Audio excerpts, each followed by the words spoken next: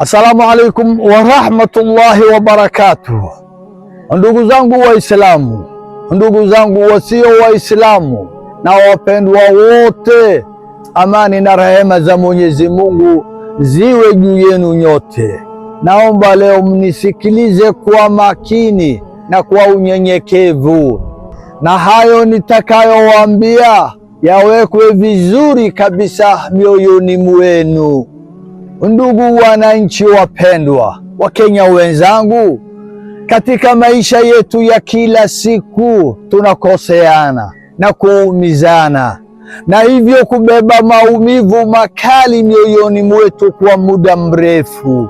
Hakika maisha haya hayakosi majaribu.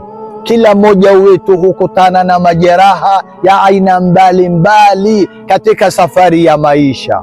Majeraha yanayotokana na maneno makali, maneno maovu na machafu yanayochoma moyo, pamoja na vitendo vya kuumiza vinavyoweza kuacha athari kubwa katika maisha ya mtu, na wakati mwingine hata usaliti kutoka kwa ndugu na watu wa karibu tuliowapenda na kuwatendea mema kwa moyo wa upendo na uaminifu.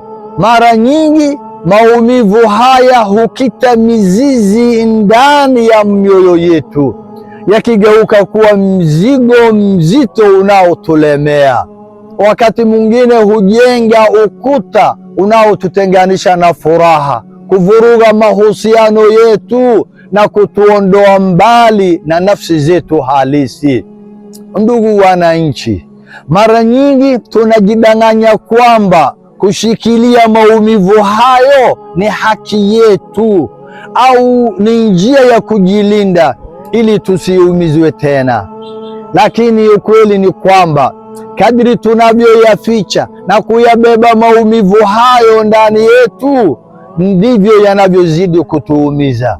Ni rahisi kulipiza kisasi, lakini jambo bora zaidi ni kusamehe kwa kutafuta radhi za Mwenyezi Mungu. Jeraha la moyo, ndugu wananchi, haliponi kwa kisasi wala kwa kubeba chuki na kinyongo.